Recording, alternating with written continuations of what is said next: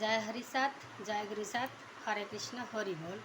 তো আজ আমি আপনাদের সম্মুখে পতিত পাবন শ্রী শ্রী গুরুসাত সম্পর্কে আলোচনা করব।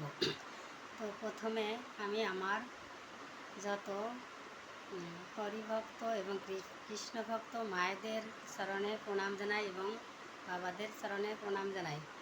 তারপর ফেসবুকে যত আমার ভাই বোন এবং আত্মীয় স্বজন বন্ধুবান্ধব আছেন তাদের প্রতি আমার আন্তরিক ভালোবাসা ও শ্রদ্ধা জানাই। তো আমার গুরুচাঁদ যখন ধরাধামে অবতীর্ণ হলেন শান্তিমার কোল আলো করে, তখন বিচারণ পাগল বলেছিলেন যে হরিচাঁদ রে, তোর ঘরে যেন ভোলানাথ মহেশ্বর এসে উদয় হয়েছে। এবং তারক সরকার তিনিও বলে গেছেন যে গুরুচাঁদ স্বয়ং মহেশ্বর। তো ওসব কথা যাক। তা আমার গুরুচাঁদ বাল্যকালে যে খুব বাল্যকালের থেকেই উনি একটু করুণাময় ছিলেন। তা কী করে বোঝা যায় যে উনি একদিন এক ভিখারি বালককে মানে রাস্তায় দেখে বাড়িতে ডেকে এনে শান্তিমাতাকে বলেছিলেন, মা দেখো এই ছেলেটা খুব দুঃসহ, একে কিছু খেতে দাও। তা তখন মা শান্তিমাতা কী করলেন, তাকে খেতে দিলেন এবং আশীর্বাদ করলেন যে বাবা যা, তোর আর কোনোদিন ভিক্ষা করা লাগবে না, তুই সংসার ধর্ম পালন করবে। তা সে থেকে সেই ছেলেটা সংসার ধর্ম পালন করলো এবং তার আর ভিক্ষা করা লাগলো না। তারপরে আর কি, এবং এই ছোটোবেলায় আমার গুরুচাঁদের লেখাপড়ার জন্য কঠোর পরিশ্রম করতে হয়েছিল। কারণ কি, এই নমশূদ্রকুলে জন্ম নিয়ে জন্ম বলে তাকেও ব্রাহ্মণদের স্কুলে ভর্তি নেয়নি। তাই তিনি কি করেছিলেন জানেন, তিনি এক মৌলবী মুসলমান সাহেবের নিকটে গৃহে বসে বাংলা, ইংরাজি, আরবি, ফার্সি ভাষায় তিনি গৃহে বসেই শিক্ষালাভ করেছিলেন। আর ওই সময় তিনি এই 10 বছরের মধ্যেই তিনি কি করেছিলেন, সমস্ত শাস্ত্র গ্রন্থ অধ্যয়ন করেছিলেন। তারপরে 12 বছর বয়সে তিনি বিবাহ করলেন। কাকে? মা সত্যভামাকে। তখন 6 বছর সংযম পালন করলেন।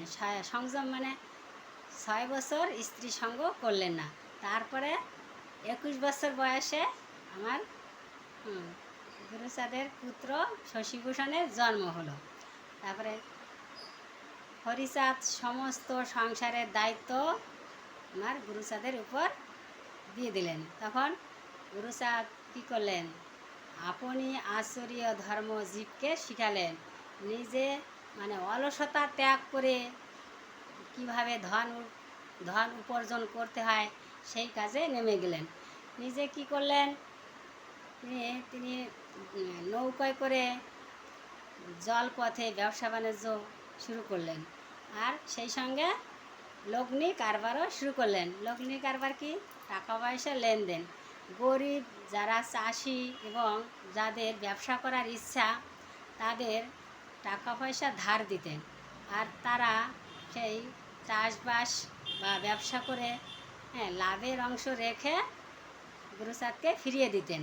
এইভাবে লগ্নি কারবার করে গরিব দুঃখীকে সাহায্য করেছিলেন।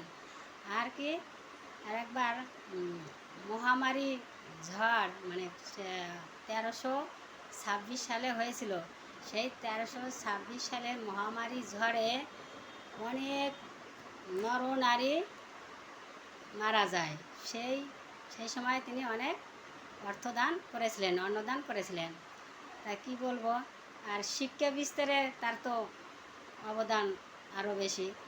তিনি কি করেছিলেন, দত্তডাঙ্গায় সভা সবার পরে তিনি শিক্ষা আন্দোলন শুরু করলেন। আর এই শিক্ষা আন্দোলনে তিনি সব জাতিকে সব জাতির উদ্দেশ্যে বলেছিলেন, ওহে ভক্তগণ, তোমরা জাগো, হ্যাঁ, শিক্ষার ব্যবস্থা, ঘরে ঘরে শিক্ষার ব্যবস্থা করো, যাতে কোনো পুত্র কন্যা যেন অবিদ্যা না থাকে। খাও বা না খাও, ছেলে মেয়ে মানুষ করো, প্রয়োজনে ভিক্ষা করে হলেও ছেলে মেয়েকে মানুষ করো। এই বাণী শুনে সবাই এগিয়ে এলেন, আর দেশে দেশে গ্রামে গ্রামে সব পাড়ায় পাড়ায় স্কুল তৈরি হতে লাগলো। আর তখন এইভাবে আর নিজ গ্রামে ওই বিপিন বিপিন বলছি গিরিশ বসুর কাছে আঘাত পেয়ে, যে গিরিশ বসু বলেছিলেন যে একটা গ্রামে হাই স্কুল করে দেবে, কিন্তু সে প্রতিশ্রুতি রাখতে পারেনি। তাই সেই অনুরাগে তারা কি করলেন, নিজেদের গ্রামের মানুষ মিলে নিজেদের গ্রামে একটা মধ্য ইংরেজি বিদ্যালয় স্থাপন করেছিলেন। আর মির সাহেবের সহযোগিতায় একটা হাই স্কুলও প্রতিষ্ঠা করেছিলেন গ্রামে। এইভাবে প্রায় 4,500 স্কুল তৈরি করেছিলেন আমার গুরুচাঁদ ঠাকুর। আর আর তাছাড়া তিনি এই রাজশক্তি আদায় করেছিলেন। ওই ছোটো লাটের কাছে মানপত্র দিয়ে তিনি মির সাহেবের পরামর্শ অনুযায়ী ছোটো লাটকে মানপত্র দিয়ে রাজ শক্তি আদায় করেছিলেন। আর কি করেছিলেন, তিনি এই যে লেখাপড়া তো মোটামুটি শিখেছিল নমশূদ্র জাতি, তার চাকরি হয় না, তখন মির সাহেব বললেন যে দরখাস্ত করো। তখন দরখাস্ত করলে পরে এই প্রথমে শশীভূষণ চাকরি পেলেন কিসের, সাব রেজিস্ট্রারির অফিসে।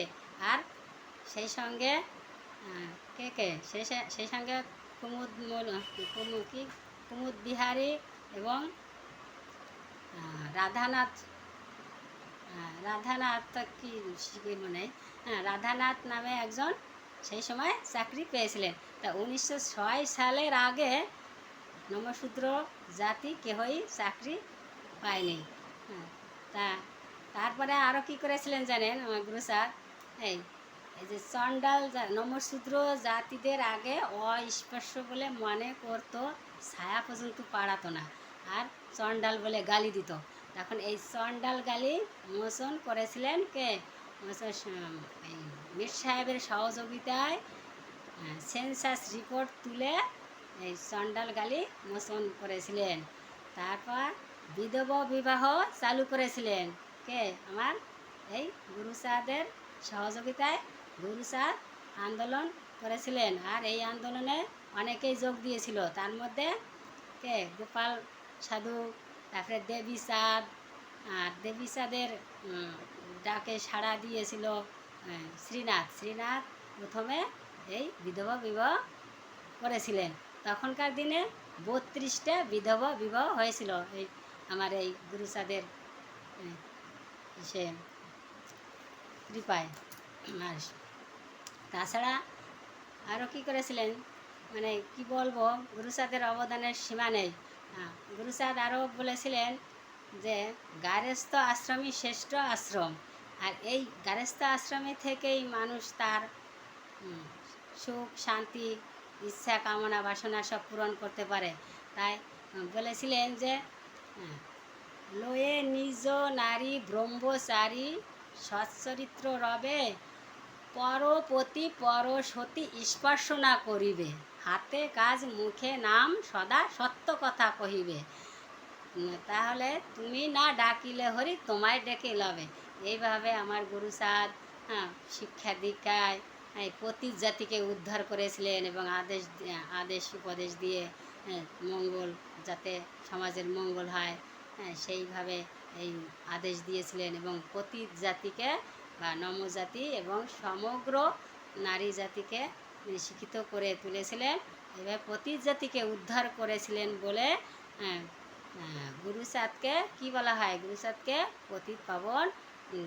পতিত পাবন হরি বলা হয়। তাই আমার পতিত পাবন গুরুচাঁদ হরিকে আমি প্রণাম জানাই। তো আমি আজ এখানে রাখছি।